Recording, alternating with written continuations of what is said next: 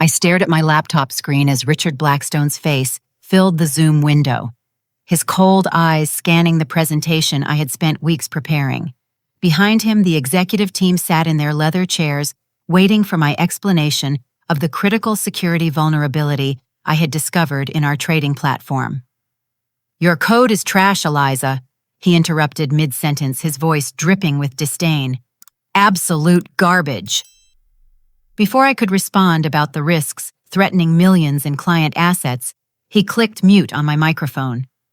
The executives chuckled as my mouth moved silently on screen. The humiliation burned in my chest as I watched their faces disappear one by one from the call. 3 years of my life had led to this moment, and Richard Blackstone had just dismissed everything I had accomplished with the casual cruelty of someone stepping on an ant. I grew up in a small town outside Cleveland where my father worked double shifts at the steel mill, and my mother taught 3rd grade at the local elementary school. Money was always tight, but they scraped together enough to send me to Carnegie Mellon University, where I graduated summa cum laude with dual degrees in computer science and finance. My professors called me gifted, but I knew the truth was simpler. I had learned early that hard work was the only currency that mattered. When FinTech Solutions recruited me straight out of graduate school, they promised me the opportunity to revolutionize high-frequency trading.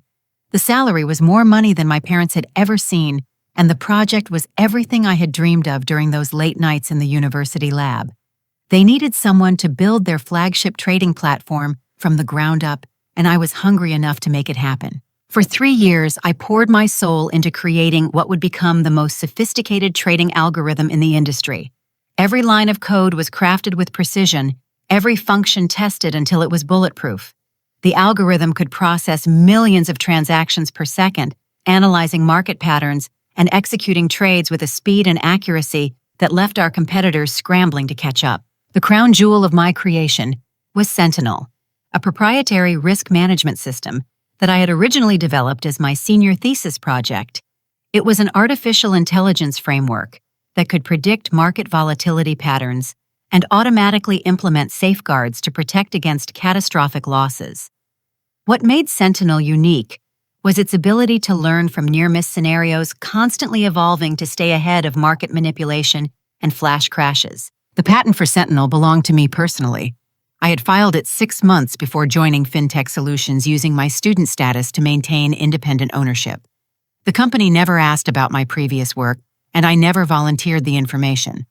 In my naivety, I thought my value would be recognized based on results, not ownership structures. Jake Morrison. My direct supervisor had seemed supportive in those early days.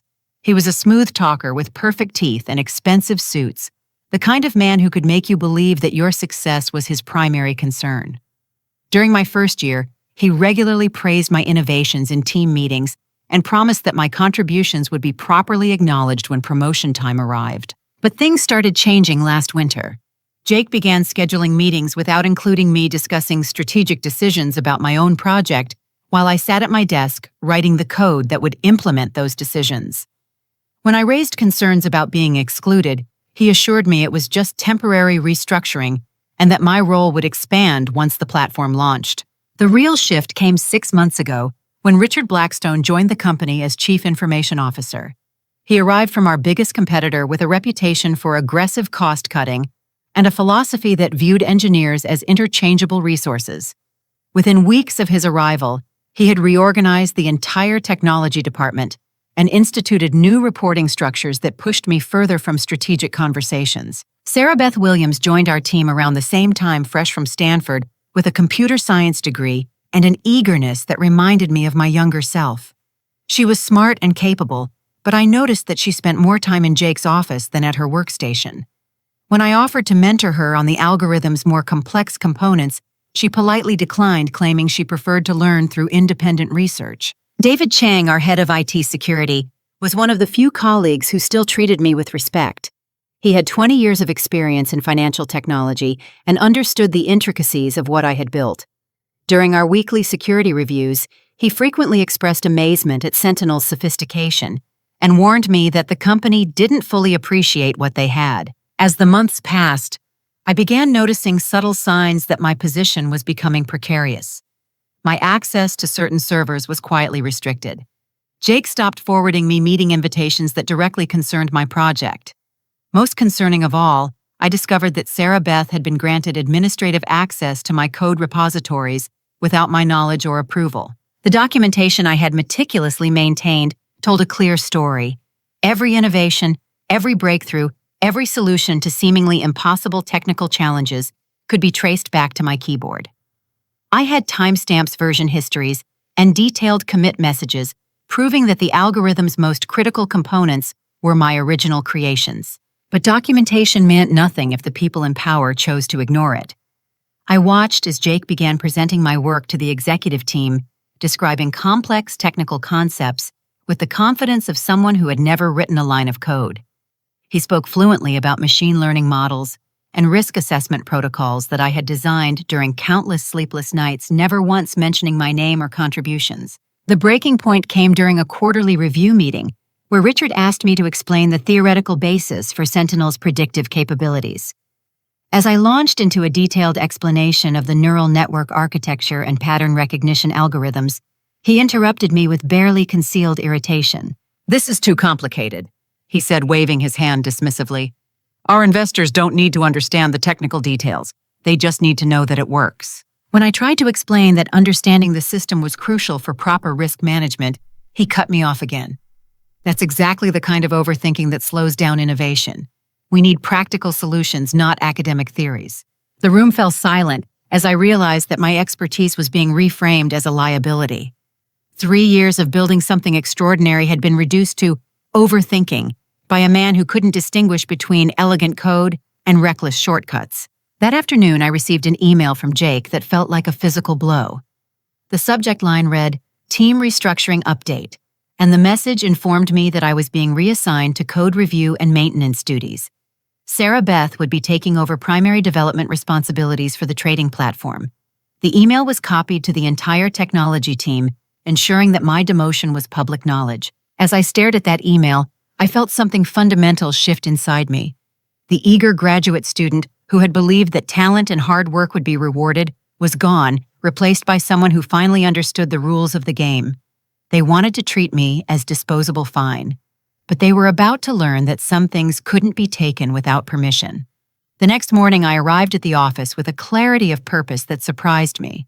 While Jake and his allies believed they had neutralized me by relegating me to mundane tasks, they had actually given me something far more valuable: time and access to investigate exactly what they were planning. My new role, reviewing basic code submissions, meant that I could legitimately access most of the company's development systems. More importantly, my original administrative privileges hadn't been fully revoked yet. It was a careless oversight that would prove costly for them. I started with Jake's email history, using system administrator tools to search for keywords related to my project. What I found exceeded my worst expectations. For the past 4 months, Jake had been conducting a systematic campaign to position himself as the architect of the trading platform, while simultaneously building a case for my removal. The email chain with Richard was particularly damning. In one message dated 6 weeks earlier, Jake wrote, "Eliza's technical approach is overly conservative and slowing down our timeline. I believe we can streamline the algorithm by removing unnecessary complexity and focusing on core functionality. This would also allow us to reduce headcount in the development team." Richard's response was swift and enthusiastic. "Excellent analysis. The board is looking for ways to optimize our talent costs. If we can achieve the same results with fewer resources, that's exactly the kind of efficiency they want to see. What's your timeline for transition?" I scrolled through dozens of similar exchanges, each one revealing another piece of their plan. Jake had convinced Richard that I was an obstacle to progress, that my insistence on comprehensive testing and safety protocols was evidence of incompetence rather than diligence. They had reframed my expertise as obstruction and my caution as cowardice. But the technical emails were even more revealing. Sarah Beth had been secretly accessing my code repositories for months, systematically copying files and attempting to understand the algorithm's architecture. Her search history showed hundreds of queries about machine learning frameworks and risk management systems, topics she had never shown interest in during our team meetings. One email from Sarah Beth to Jake made my stomach turn. "I think I understand the basic structure now, But there are several modules that seem unnecessarily complex. The Sentinel system appears to be some kind of redundant safety feature. Should I focus on replicating the core trading functions without these extra components? Bon bois, Gita. Jake's response demonstrated the dangerous ignorance that would soon cost them everything. Yes, focus on the essential features that generate revenue. We can add safety features later if needed. The priority is getting a working system ready for the investor demonstration. They didn't understand that Sentinel wasn't just a safety feature. It was the foundation that made everything else possible. Without it, the algorithm was like a race car, without brakes capable of incredible speed until the inevitable crash. I discovered that Richard had been meeting with the patent office, attempting to file applications for improvements to my algorithm. His lawyers had carefully worded the filings to avoid directly claiming ownership of my original work while establishing company rights to any enhancements. It was a legal strategy designed to muddy the intellectual property waters and make it difficult for me to assert my rights. The conspiracy extended beyond just Jake and Richard. Patricia Weiss, the Human Resources Director, had been documenting my performance issues for months, creating a paper trail that would justify my termination. Her notes described me as resistant to feedback, unwilling to collaborate, and possessing an attitude inconsistent with team dynamics. Tom Bradley, the company's lead counsel, had prepared a comprehensive legal strategy for claiming ownership of my work. His memo to Richard outlined how they could argue that any innovations developed during my employment belonged to the company regardless of when I had originally conceived them. He had identified several legal precedents that might support their position, though he acknowledged that my pre-existing patent complicated their case. Amanda Foster from marketing had already begun drafting press releases about the company's breakthrough innovation in algorithmic trading. Her materials described the platform as the result of collaborative genius and cutting-edge teamwork without mentioning my name anywhere in the documentation. She had prepared multiple versions of the announcement depending on how much credit they decided to give to other team members. The scope of the betrayal was breathtaking. This wasn't a simple case of workplace politics or misunderstanding. It was a coordinated effort involving multiple departments and months of planning. They had methodically isolated me documented justifications for my removal and prepared to present my life's work as their own creation. But the most devastating discovery came when I found the timeline for their plan. Richard had scheduled a major investor presentation for the following Friday, where they would demonstrate the company's revolutionary trading platform to potential funders. The meeting included representatives from 3 major investment firms, each considering substantial capital injections that could total over $50 million. Immediately following the investor demonstration, Patricia had prepared my termination paperwork. The plan was to fire me that same afternoon, claiming that my limited contributions to the project were no longer needed as the company moved toward commercialization. They would offer me a modest severance package in exchange for signing a non-disclosure agreement that would prevent me from discussing my role in the platform's development. I spent the rest of that week methodically documenting everything I had found. Screenshots of emails, copied files, saved search histories. I built a comprehensive record of their conspiracy while maintaining the facade of compliance with my new role. Every piece of evidence was automatically backed up to personal cloud storage accounts they couldn't access. The technical analysis was equally important. By examining the code that Sarah Beth and her team had developed, I could see exactly how they planned to implement my algorithm without Sentinel's protection. Their version was a simplified copy that captured the revenue-generating functions while eliminating what they perceived as unnecessary complexity. They had no idea that Sentinel wasn't just a safety net. It was the intelligence that made the trading algorithm truly sophisticated.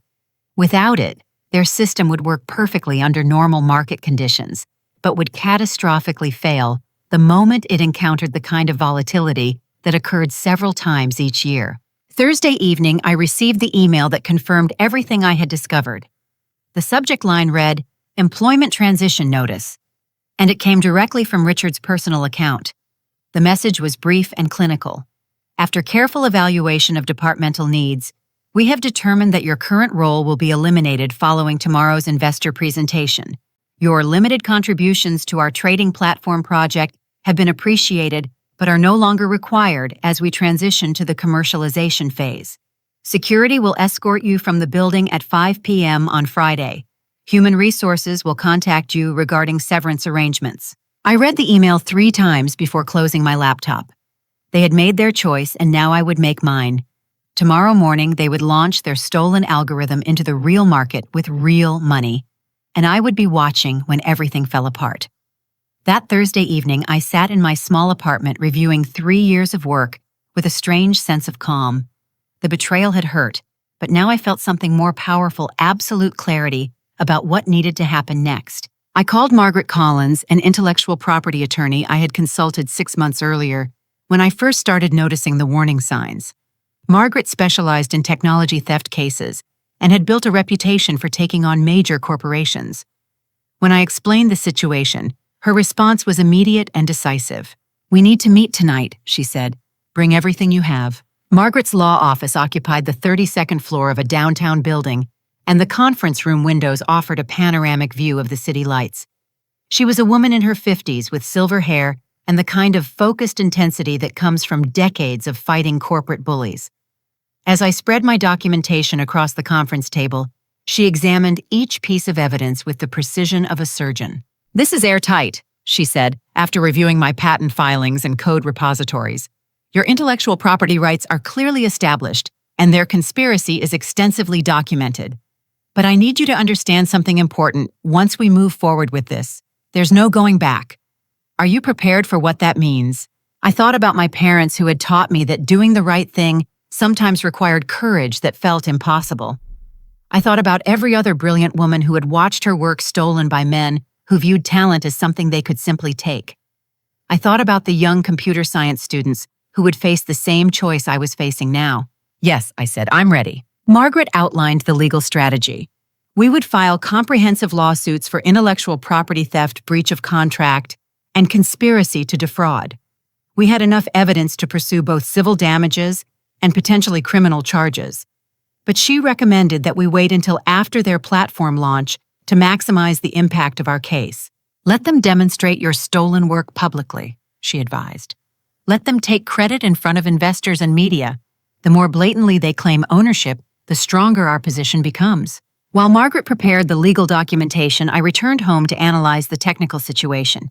Using my remaining administrative access, I examined the platform they would launch in the morning. Sarah Beth's team had indeed removed Sentinel, but they had also made several other modifications that revealed their fundamental misunderstanding of the algorithm's architecture. They had eliminated what they considered redundant error-checking routines, not realizing that these functions served as early warning systems for market anomalies. They had simplified the pattern recognition algorithms to reduce processing overhead, not understanding that the complexity was necessary for detecting sophisticated market manipulation attempts. Most critically, they had removed the recursive loop detection that prevented the system from getting trapped in infinite trading cycles. The platform they were launching was a ticking time bomb, but only I knew where the timer was hidden. I spent several hours studying market forecasts for Friday morning. The European markets were showing signs of unusual cryptocurrency volatility driven by regulatory uncertainty in several major economies. If that volatility carried over to American markets during peak trading hours, it would create exactly the kind of cascade effect that Sentinel was designed to prevent. Without Sentinel's protection, their simplified algorithm would interpret the market chaos as a trading opportunity rather than a warning sign. It would begin executing increasingly aggressive trades, trying to capitalize on the volatility without recognizing the danger.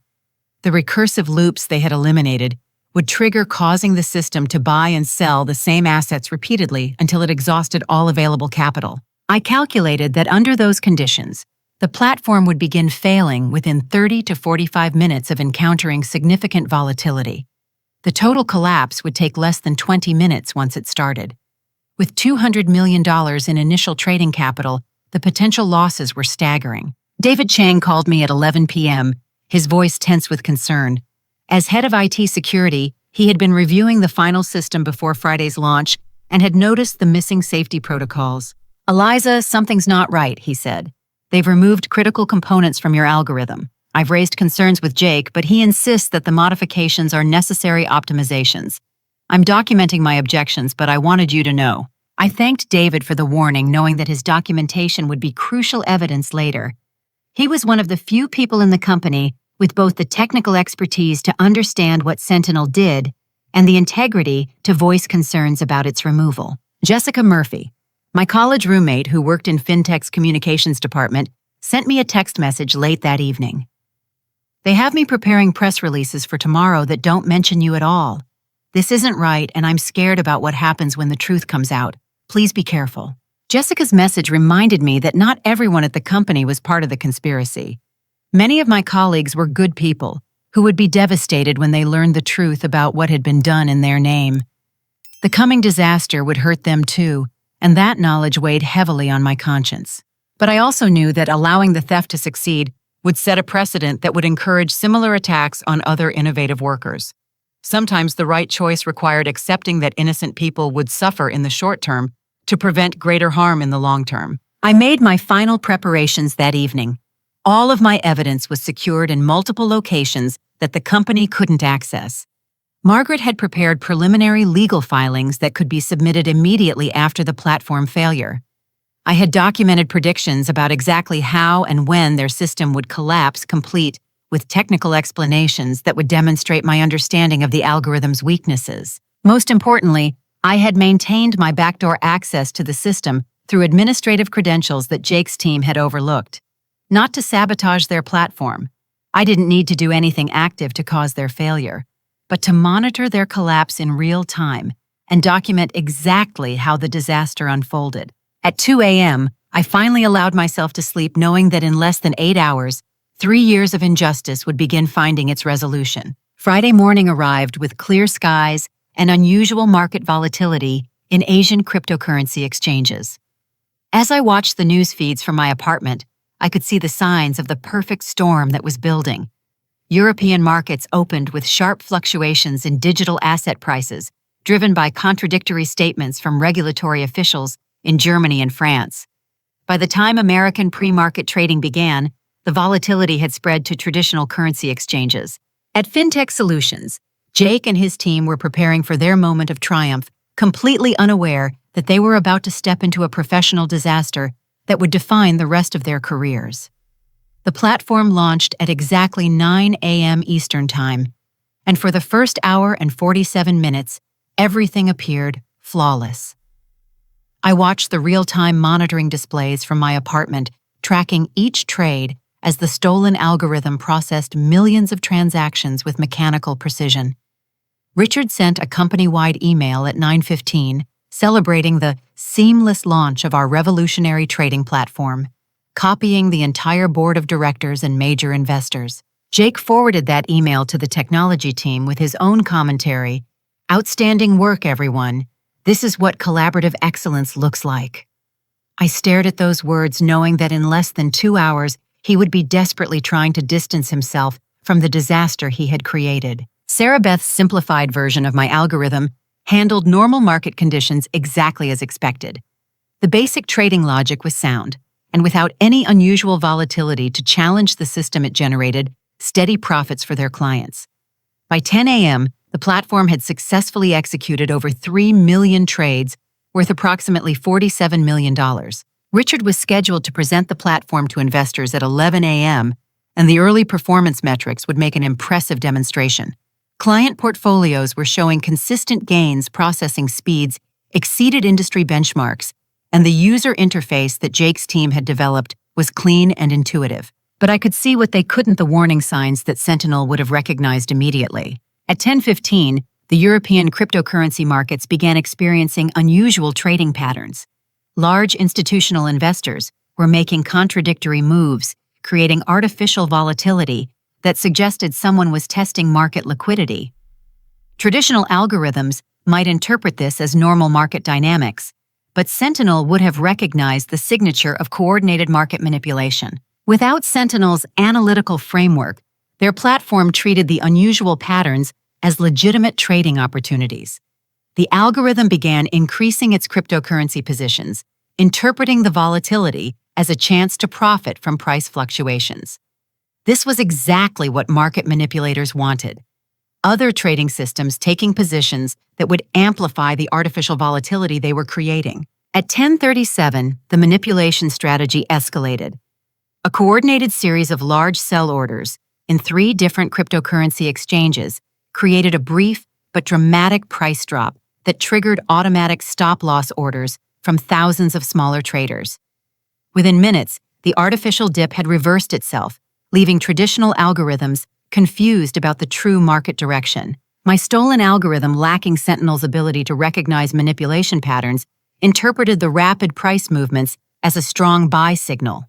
It began aggressively purchasing the same cryptocurrency assets that the manipulators were alternately selling and buying, falling directly into the trap that had been set. This was the moment when Sentinel would have implemented protective protocols. It would have recognized the manipulation signature, reduced trading velocity, and shifted to defensive positions until the artificial volatility subsided. Instead, the platform continued executing increasingly aggressive trades, feeding the manipulation cycle with exactly the kind of predictable responses that the orchestrators needed. At 10:42, I watched the trading algorithm encounter its first recursive loop. The system had purchased a large position in one cryptocurrency while simultaneously identifying the same asset as overvalued according to its technical analysis. Following the simplified logic that Sarah Beth's team had implemented, it attempted to resolve this contradiction by selling the position it had just purchased and then immediately buying it again when the sale triggered a new buy signal. Under normal circumstances, this kind of logic error might cause a few redundant trades before market movement resolved the contradiction. But in the artificially manipulated environment, each trade was amplifying the very conditions that had triggered the contradiction in the first place. The algorithm was trapped in an infinite loop of buying and selling the same assets, with each cycle increasing the size of its positions. By 10:45, the platform was executing over 800 trades per minute on a single cryptocurrency pair, burning through client capital at an unprecedented rate. Jake's team noticed the unusual activity and attempted to analyze what was happening, but they lacked the understanding of the algorithm's underlying logic to recognize the severity of the problem. I could see their instant messages in the system logs as they tried to diagnose the issue. Sarah Beth wrote, "Trading volume is extremely high, but profits are still positive. Should we be concerned about the frequency?" Jake responded, "Monitor it closely, but don't panic. High-frequency trading is what we built this system for." They didn't understand that their high-frequency trading was actually a catastrophic malfunction that was about to destroy everything they thought they had accomplished. At 10:47, the cascade effect began. The artificial volatility that had trapped my algorithm in recursive loops suddenly spread to related cryptocurrency markets. The manipulation scheme that had started in European exchanges was now affecting American digital asset prices, creating exactly the kind of cross-market instability that Sentinel's risk management protocols had been designed to prevent. Without those protective measures, the platform interpreted the expanding volatility as an even greater trading opportunity. The algorithm began executing similar recursive loops across multiple cryptocurrency pairs, simultaneously multiplying the damage exponentially. Within 3 minutes, it was burning through over $2 million per minute in client funds. The first margin call arrived at 10:51. One of the platform's major clients had exceeded their risk tolerance limits, triggering automatic position liquidation that caused massive losses. But instead of recognizing this as a warning signal, the algorithm interpreted the liquidation as a new market opportunity and attempted to establish even larger positions in the same assets. Jake finally began to understand the magnitude of the problem when he received a phone call from the client whose account had been liquidated. The conversation was brief and explosive. Within minutes, Jake was running between workstations, demanding explanations that none of his team could provide. Sarah Beth attempted to modify the trading parameters manually, but the algorithm had been designed to resist unauthorized intervention.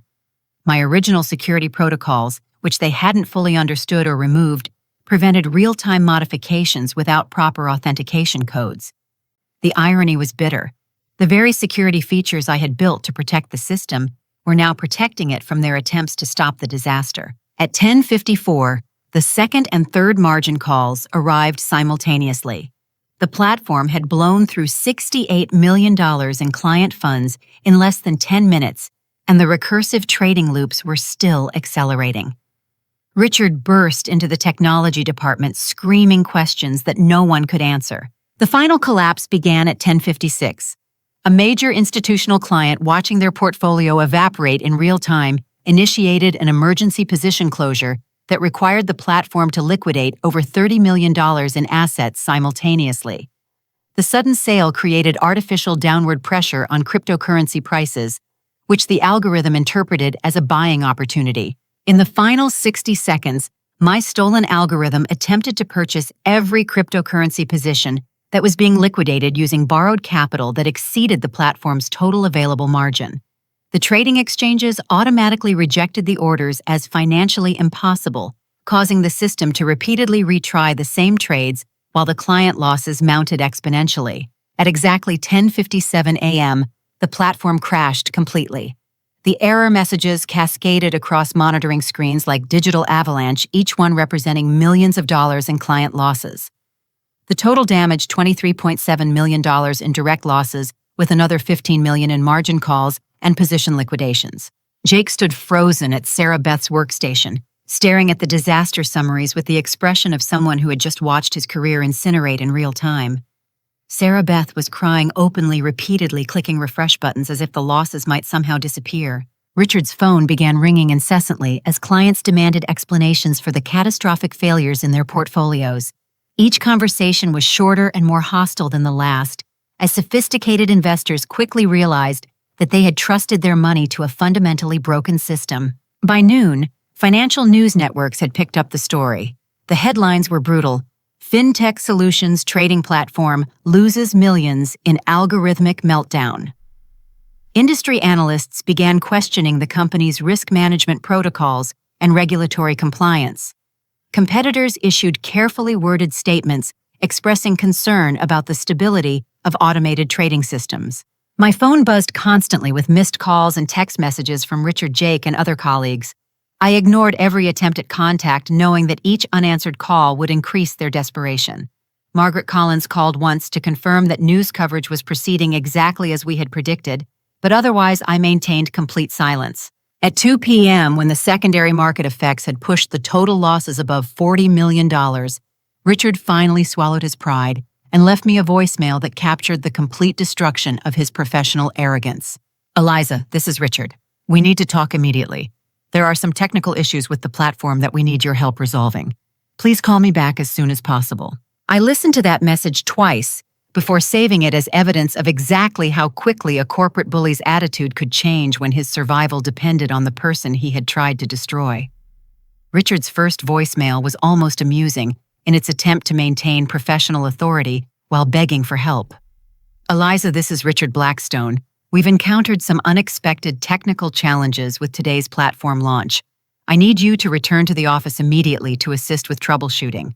This is a priority situation that requires your expertise." I let that message sit in my voicemail for 37 minutes before the second one arrived. This time, his voice carried the first hints of genuine panic. "Eliza, it's Richard again. Look, I think there may have been some miscommunications about your role in the platform development. We need to sit down and discuss how to move forward. The current situation is more serious than we initially realized." By the third voicemail, he had abandoned all pretense of being in control. "Eliza, please call me back.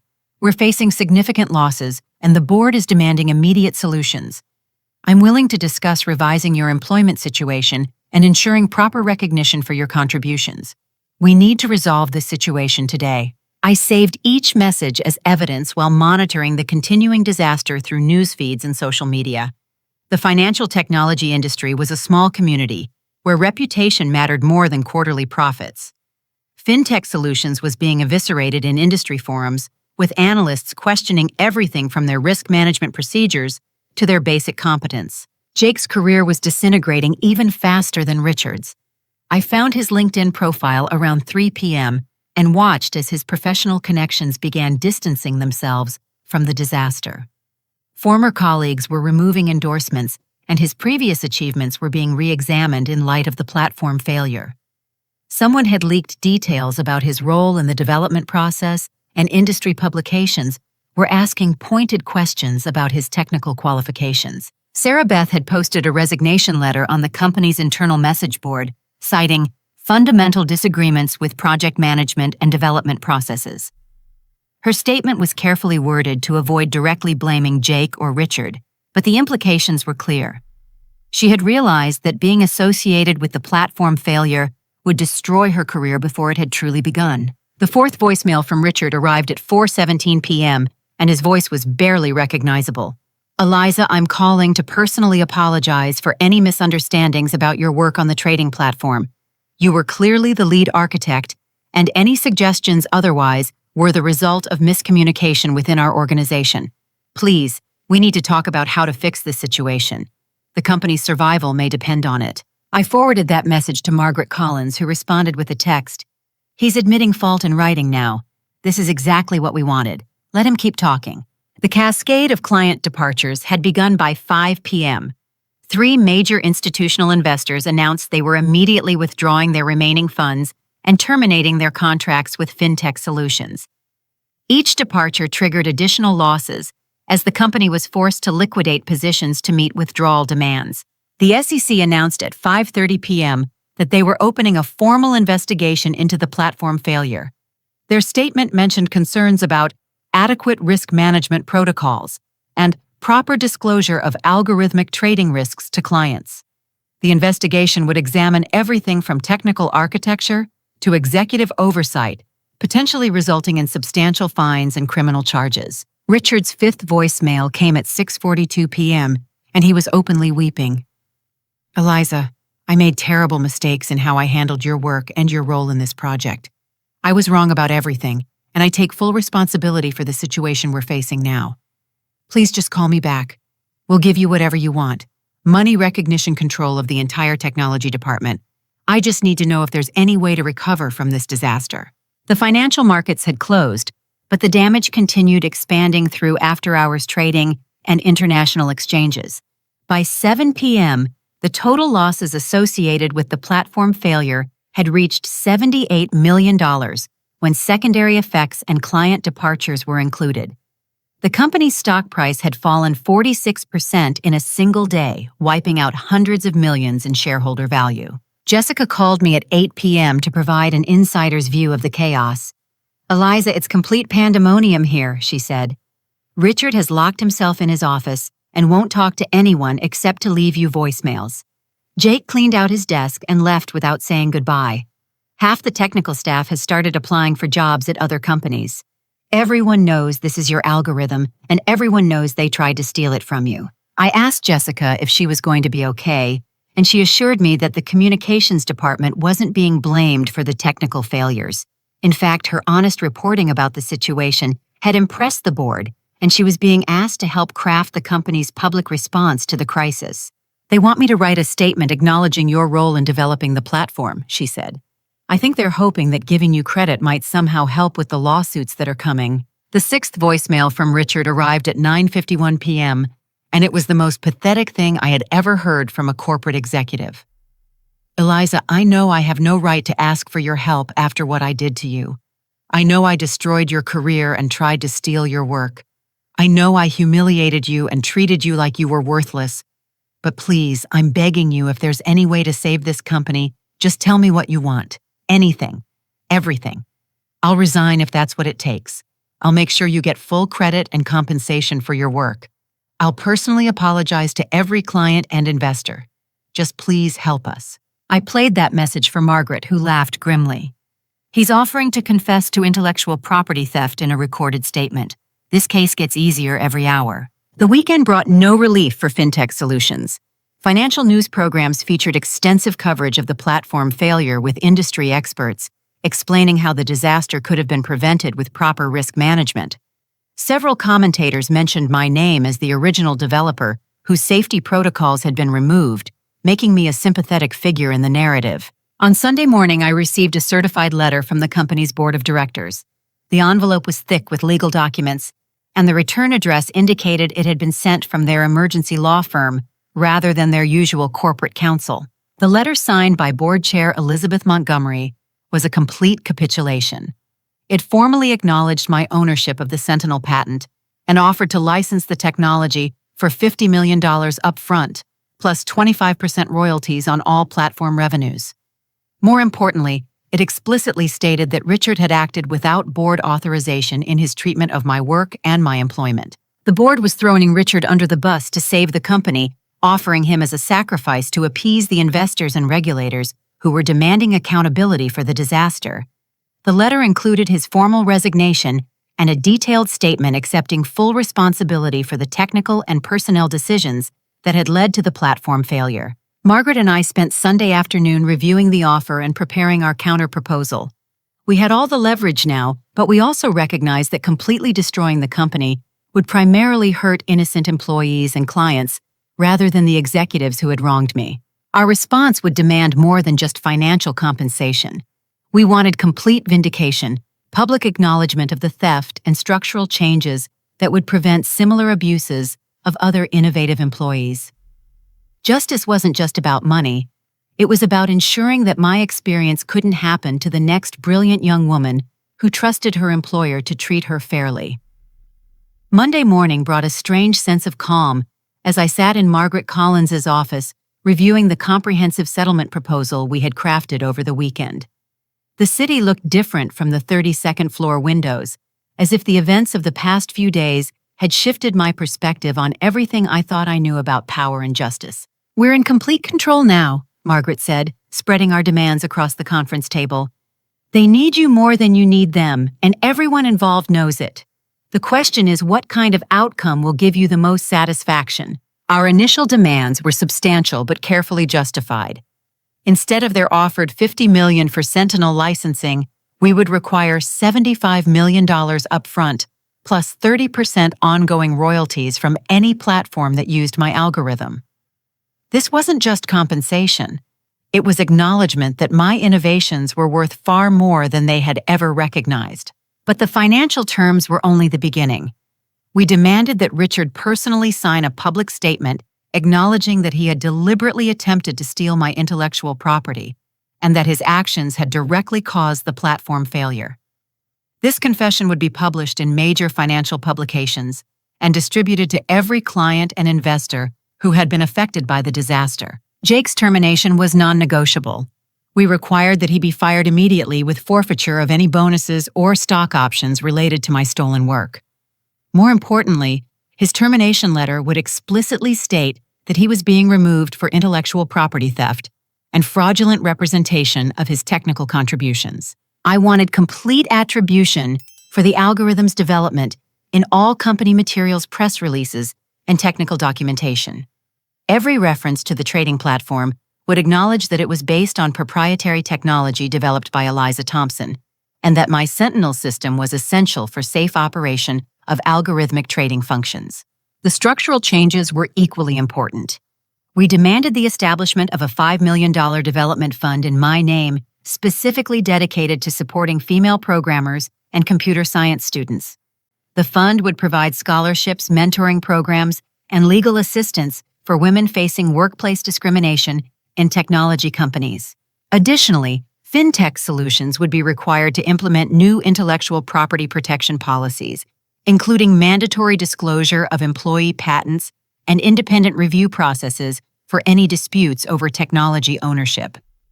These changes would protect future employees from experiencing what I had endured. While Margaret finalized our legal documents, I began receiving calls from industry contacts I hadn't heard from in months. Word had spread throughout the financial technology community about my role in the platform disaster, but the narrative was overwhelmingly supportive. 3 major companies had already reached out with job offers that included significant equity packages and leadership roles. Dr. Patricia Rodriguez, my former advisor from Carnegie Mellon, called to express her pride in how I had handled the situation. "You've become a case study overnight," she said.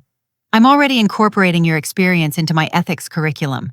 Students need to understand that brilliant work means nothing if you don't have the courage to protect it."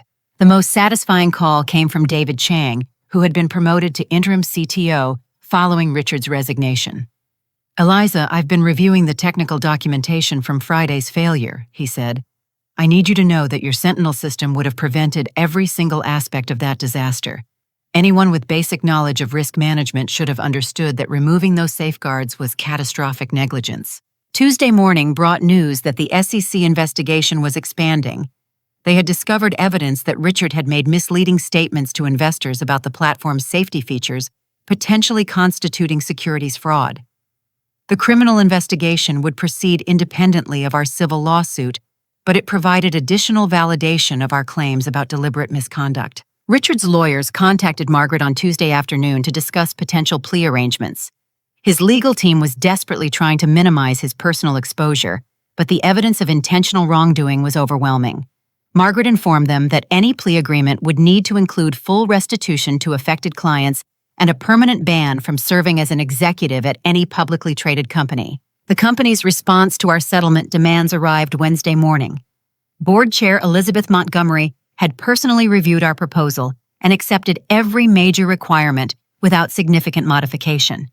The only requested changes involved the timeline for implementation and minor details about the public acknowledgement process. Their acceptance letter was remarkable in its completeness.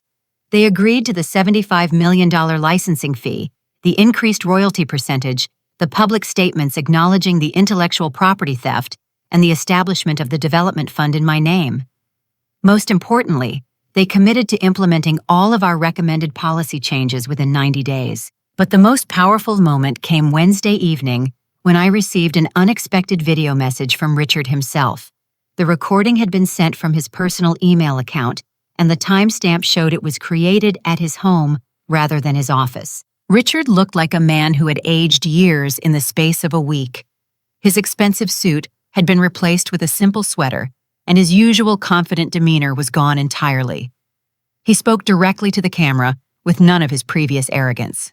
"Eliza," he began, his voice barely above a whisper. "I know that nothing I say can undo the damage I've caused to you, to our clients, and to this company.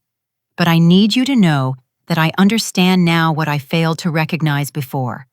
Your algorithm wasn't just brilliant, it was essential. Your safety protocols weren't unnecessary complexity. They were the foundation that made everything else possible." He paused, clearly struggling with emotions he had never been forced to confront.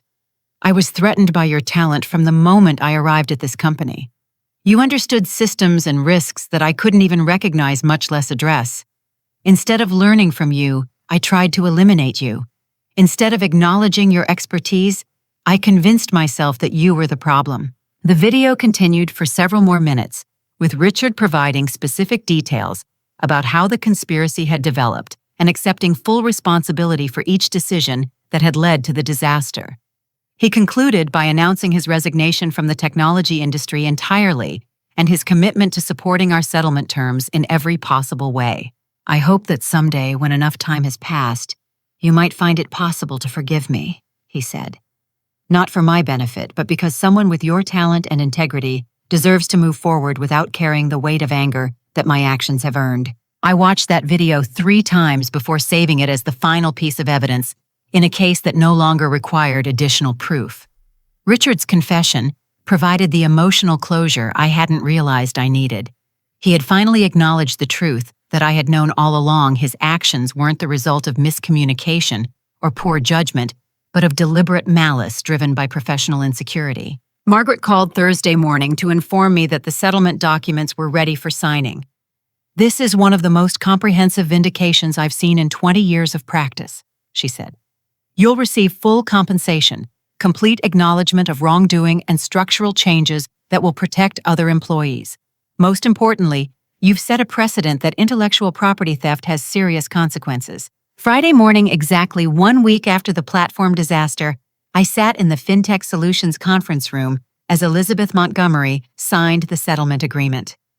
The building felt different now, smaller somehow, as if the events of the past week had revealed how fragile the power structures really were. "Ms. Thompson," Elizabeth said after completing the paperwork, "I want you to know that this company will be better because of what you've taught us.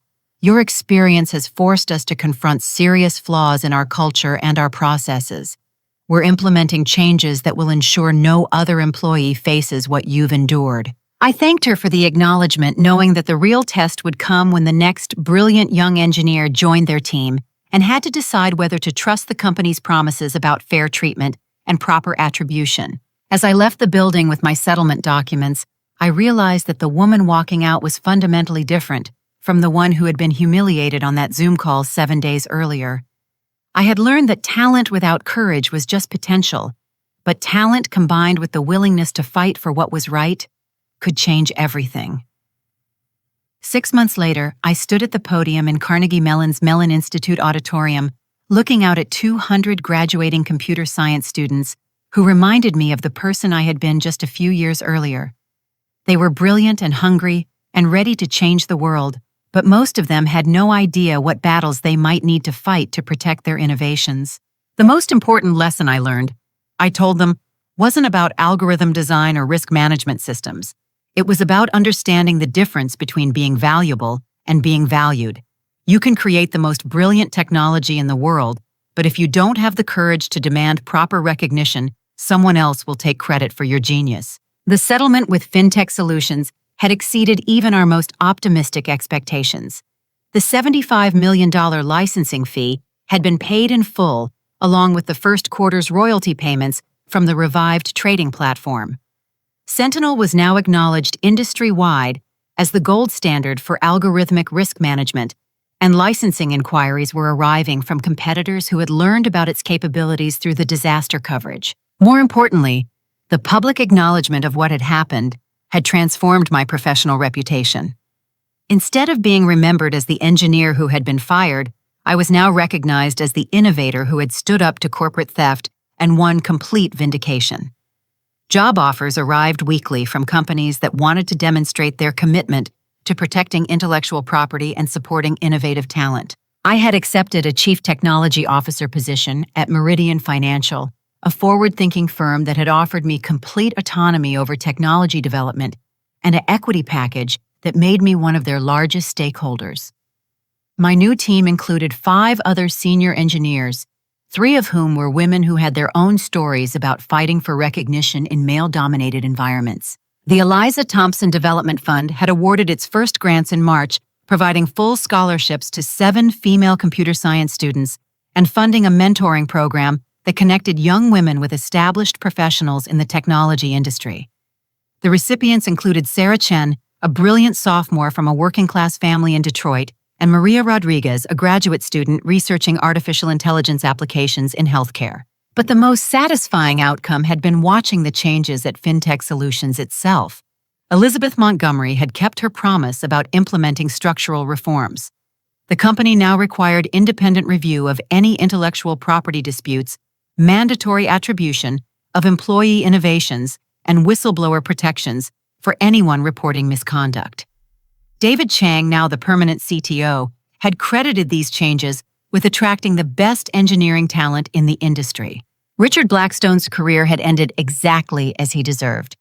The SEC investigation had resulted in securities fraud charges that led to substantial fines and a permanent ban from serving as an executive at any public company. His attempts to find consulting work had been unsuccessful, as his name had become synonymous with managerial incompetence and intellectual property theft. Industry publications regularly used his case as an example of how arrogance and ignorance could destroy careers and companies. Jake Morrison had faced similar consequences. His termination for intellectual property theft had made it impossible for him to find comparable work in financial technology. According to Jessica, who had maintained contact with former colleagues, he was now working in basic IT support at a small regional bank, earning less than a quarter of his previous salary. Sarah Beth had managed to rebuild her career through honest acknowledgement of her mistakes. She had publicly apologized for her role in the conspiracy and had testified voluntarily in several of the civil lawsuits that emerged from the platform failure. Her willingness to take responsibility and provide truthful testimony had impressed employers who valued integrity over connections. The technical legacy of the disaster had been equally important. Sentinel was now required by federal regulators for any algorithmic trading platform that handled more than $10 million in daily transactions.